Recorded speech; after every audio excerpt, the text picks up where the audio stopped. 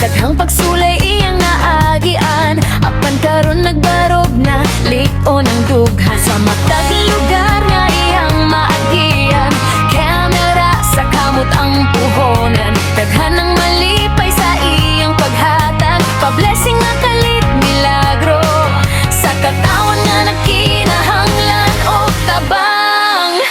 Naning kamot siya, wala mo hunong, bisan unsa nga problema iya gyud giagwanta.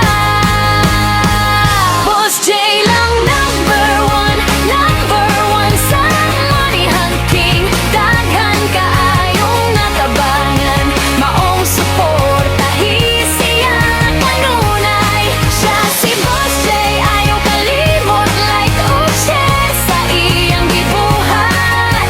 Subscribe na mo, apil sa pamilya, kay si Boss J para sa pobre.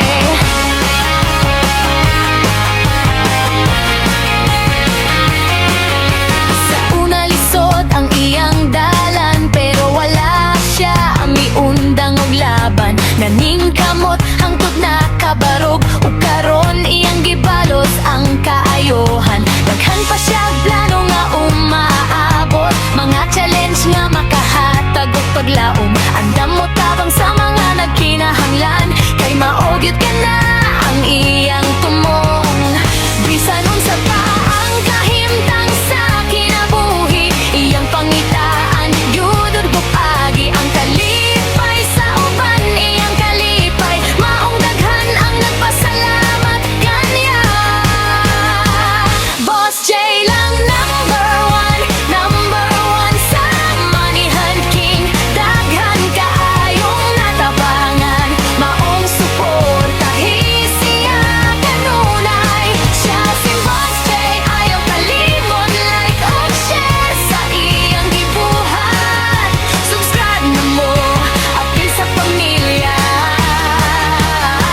kay si Boss J para sa pobre.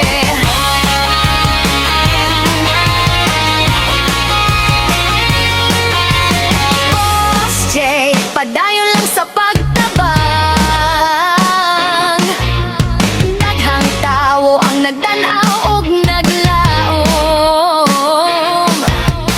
Number one sa kasing-kasing sa katahan. Boss J, ang hari sa manihan. Boss J lang number one sa money hunting. Daghan kaayong natabangan, maong suportahi siya kanuhan. Siya si Boss J, ayaw kalimot like o share sa iyang gibuhat. Subscribe na mo, apil sa pamilya, kay si Boss J para sa pobre.